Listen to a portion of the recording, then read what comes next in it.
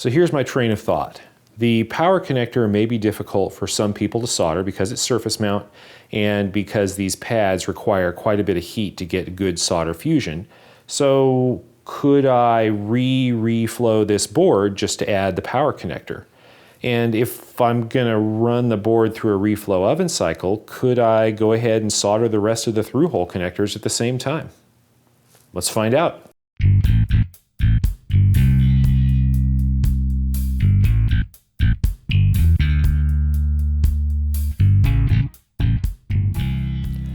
Welcome back to Cloud 42. I'm James. I have now placed a bulk order for these PC boards so that I can make them available to all of you. They are still at the fab. You know, we live in truly wondrous times when I can order 100 PC boards assembled from a fabricator halfway around the world and then sit here 5 days later wondering why they're not done yet. It just boggles the mind what's possible. But I don't have the production run, but I still have 5 of these sample boards that I've been playing with, trying to do some planning and make sure that I'm ready to sell these. And I was thinking, you know, about soldering these power connectors on myself, just to make it easier for people who get the boards. And this would be a matter of just putting some solder paste on the pads, dropping it on there, and dropping this back in the reflow oven. Now this board's already been reflowed once, but I don't see any particular reason why we couldn't reflow it again. I don't think it's going to cause any issues with the existing components or solder joints, but you know, there's one good way to find out. I did consult with an electronics engineer who does this kind of stuff for a living, and he told me he didn't see any problem with it. So let's give it a try today and see how that works. Now, if I reflow these boards again, that does cause me one additional step, and that's cleaning, because the solder paste is going to have flux in it. That flux is going to be on the board, and I'm going to want to clean it off. Now, there are multiple ways to do this. What I'm using, the solder paste that I've been using to date actually has what's called a no-clean flux. And what that means is that it's not electrically or chemically active once it's been used, so you can just leave it on the board and it won't cause any problems theoretically over the lifetime of the circuit board. However, it doesn't look good. You see the flux on the board. It doesn't look like a professional job. And so most of the time, even when you use a no-clean flux, you're going to want to clean that. And that no-clean flux is going to require something like isopropyl alcohol or some other kind of solvent to dissolve it, and you would normally do that with heat, and I don't really want to mess around with flammable solvents. There are some other kinds of chemicals available. I don't have anything readily available locally, so I decided I wanted to try water-soluble flux. So there are water wash fluxes that do have to be cleaned off the board. They're generally not no-clean, though I think there are some no-clean water wash fluxes. I picked up some solder paste. This is some Chip Quick SAC 305 that has a water wash flux, does not claim to be no clean, and we'll give this a try. And then we'll do the water washing in an ultrasonic cleaner with hot water and see how that works. Now, as far as using solder paste to solder the through-hole components, that is something a little bit unusual, but it is a thing. There's a process that's called PIH, stands for paste in hole, where you have a solder stencil that leaves the through-hole pads uncovered, and when you squeegee the paste on, it forces some of the paste down into the hole with the idea that you're going to then come back with a through-hole component and insert it through that hole, and then run it through a reflow oven as a soldering process. And so that is actually a thing.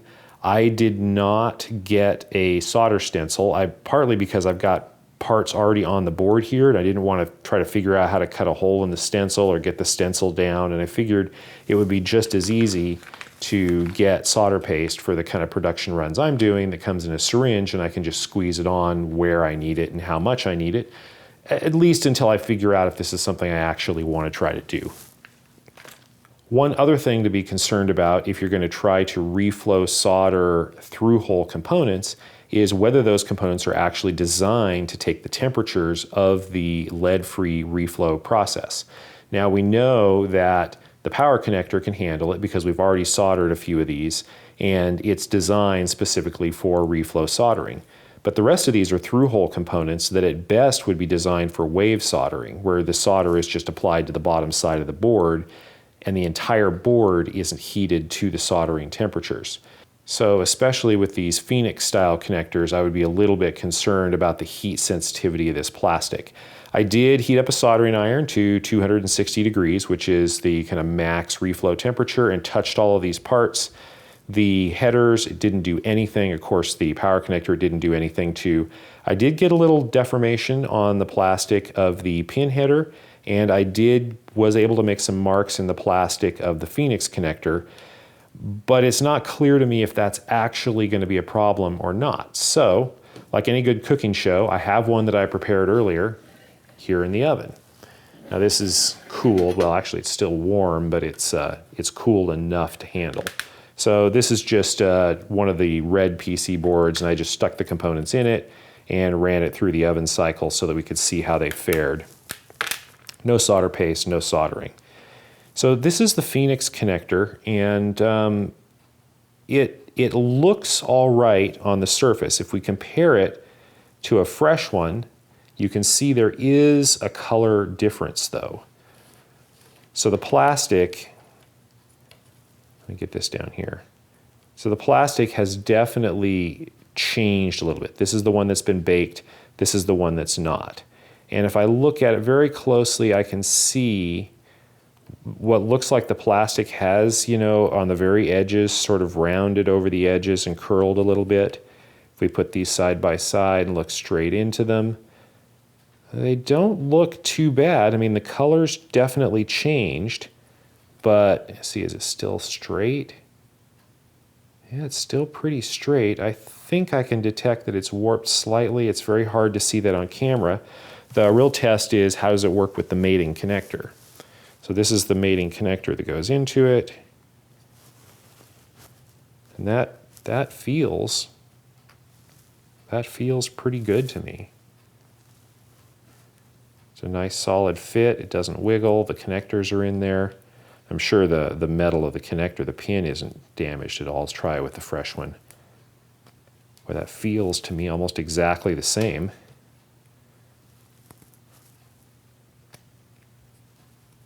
Might be just a touch tighter. So maybe the plastic has tightened down slightly. Yeah, I think it has, slightly. That feels all right to me. I mean, it's not exactly the same. It does feel just ever so slightly tighter than the original. You know what? No, I don't like the feel of that. I don't like the color of it. Aesthetically, yeah, that's not so good. I think I'm going to skip trying to solder these with the Reflow. As cool as it would be able to put everything on there, I think I'm going to skip it. Not worth it. And then let's take a look at the through-hole pin header. Now, I had a little piece of PC board on here. The idea being that it would keep the part from falling over. It would just support the edge of those pins. And let's see how this thing fared. Now, at first glance, it actually doesn't look too bad. I think the plastic is a little shinier. And, oh wait, the pins are all loose though. The pins are all loose in the plastic. These just pull right out. Look at that. Maybe you can't see it. You can see that the pins are all different heights because they slid around. Yeah, there you can see that for sure. Yeah, I don't think that's going to work either. That got mangled and the plastic loosened. Now they would already be soldered in there, but if you ever want to come back and do any kind of rework or desolder this thing, I don't know. It's clearly not designed for that. And so my initial soldering iron tests where I was able to melt the plastic a little bit appear to be valid. So I think we're going to skip these two. But these look fine. And that is, of course, exactly what I would expect. I would expect those to be fine since I was able to, I could touch these with a 260 degree and I even tried with a 280 degree iron and got no deformation of the plastic at all. I've got a set of pins over here. Let's see how the contacts fared. That feels just about exactly the same. Let's compare that to a fresh one just to be sure. Oh yeah.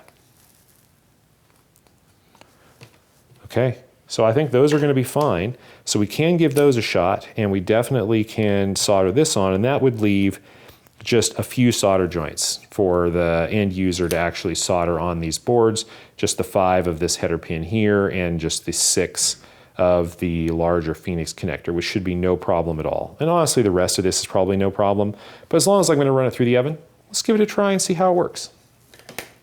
Okay, so this is the solder paste.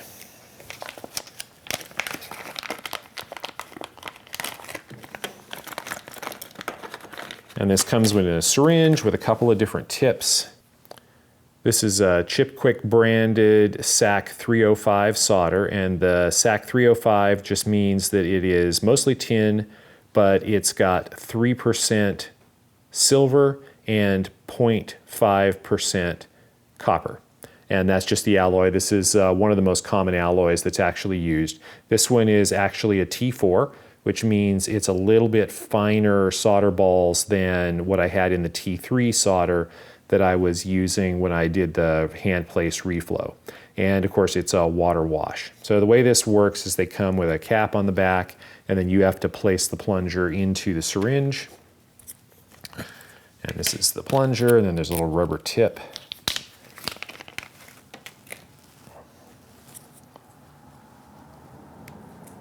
Place that on like that, and then it should go down, and I've got the tip on here so the solder paste won't go anywhere, and then I've got to press the rubber into that and then pull back a little bit, and we can take this off, and we shouldn't get solder squirting out everywhere. And we mostly didn't get solder squirting out everywhere. So put a tip on here. Okay, let's see if we can put some paste on these pins.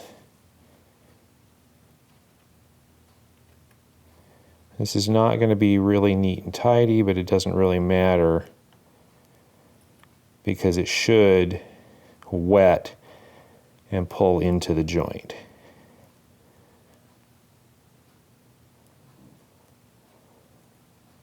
Now, I honestly don't know how much is going to be required here, so I'm just guessing.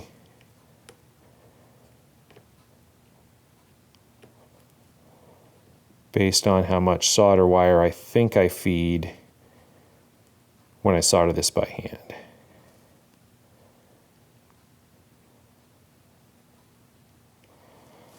Now this may be way too much or not enough.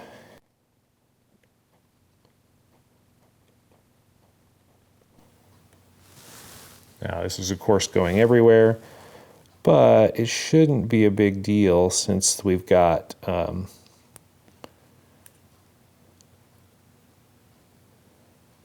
since we have the solder mask. Okay, and there's a nice big blob. It's probably way too much there too. Let's place the power connector.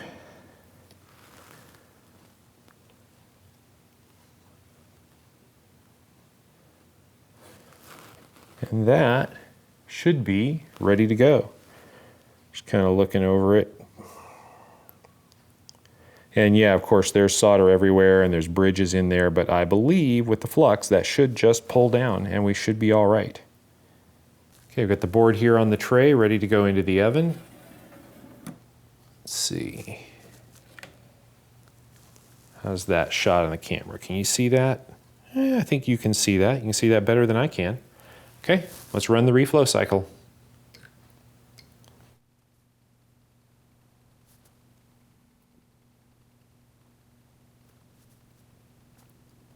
Okay, I got the board out of the oven here and I'm looking at it and I am not at all happy with what I see. On this side, these pins seem to have reflowed and some of them have got plenty of paste on them. Some of them have not got plenty of paste on them.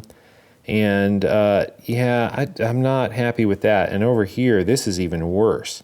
There's paste that spread around on the board and didn't even melt enough to consolidate back to the pin. So that really did not work at all the way I expected. And up here on the power connector, we didn't get complete reflow or wetting at all. In fact, yeah, on this side isn't even soldered. I don't know if you can see that. But the pins, it's not even soldered down. In fact, as I go back and forth a little bit, it starts lifting on the other side too. And this paste is still gray. It doesn't look like it consolidated completely. I can still scrape it off the pins or off the pads. So yeah, that didn't work at all. I'm not happy with that at all. So I think it's possible we just didn't get enough heat into it, and part of it is because the board wasn't sitting down on the aluminum plate.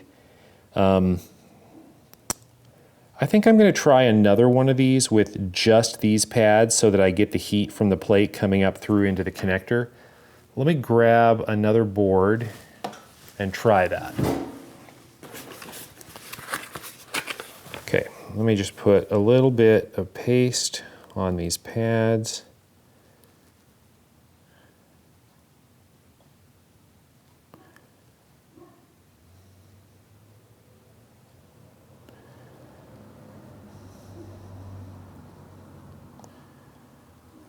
And put the connector in.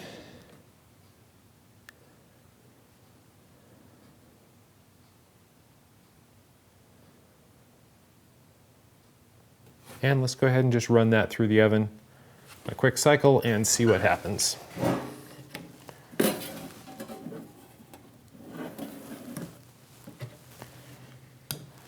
And while that's running in the oven, I'm going to see if I can fix up this board.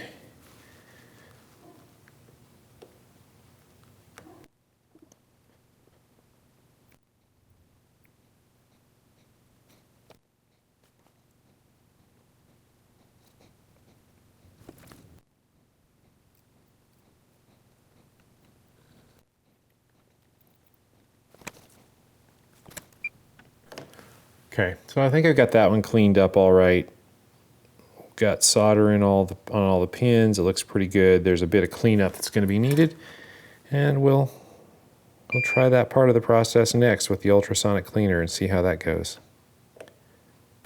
Okay, I've got my ultrasonic cleaner set up here, and this is, I don't even remember how big this is. I'll have to look it up. It's a dual transducer 6-liter ultrasonic cleaner, and I've got just plain water in it, and I have it set to 60 degrees. Current temperature right now is 58 degrees Celsius. So I'm just going to take the boards and I'm just going to put them in. And I'm not sure the best way to do this. I think I'm going to try to lean them up against the ends here and see how much cleaning action we get.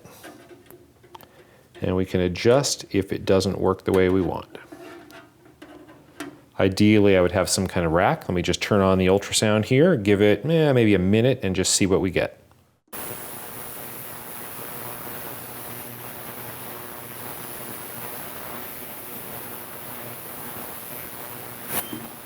Okay, I just stopped that after 30 seconds because I saw a huge cloud of stuff come off of one of these boards. And in fact,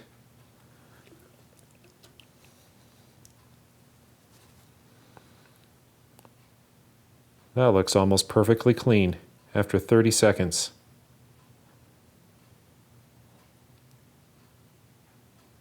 Well, that looks gorgeous. Let's look at the other one.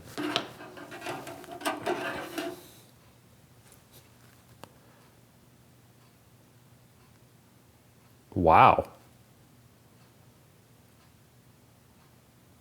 That worked really well. Let me hit these with some compressed air. Okay, I just blew this off with compressed air, and I have to say I am impressed. This is the one where we just soldered on the power connector, and I'll have to look at it under the microscope, but boy, that looks really good. Okay, so the soldering process for the through-hole components didn't go that well. Maybe I'll play with it some more. Maybe I'll see if I can find, maybe if I cook it a little bit longer, if it works a little better, but all in all, that I was not impressed with that at all. But in terms of just soldering on this one power connector, that worked pretty well. And the cleanup of the water wash flux, remember this is the one where I went through and reworked all these again and put some more solder paste on them, and there was just flux caked all over everything. It was just a royal mess. And boy, that just That looks beautiful. I can't complain about that at all. Well, I'm going to do some more testing with this and see if I can, maybe if I put a little bit more paste on the power connector, if that comes out a little bit better, especially given that it just takes a few seconds to squirt the paste on. I can run these things in a batch in the reflow oven, and the ultrasonic cleaner just takes the flux off just in a moment. I may try another run at this, but other than that, I think that's a success. I think the through-hole soldering, not so much. I think we'll leave that to the end user of the board. But just in terms of getting these connectors on, and I think that's going to work. I'm very pleased with that. Well, that's it for today. This was just a quick experiment to try out some new things. Not everything I try works out, and you got to see some of the failures today. If you enjoyed this video, please give me a thumbs up. If you have any experience reflow soldering through-hole components or cleaning PC boards with an ultrasonic cleaner, leave me a comment and tell me about it. If you want more content like this, feel free to subscribe to the channel. Thank you for watching.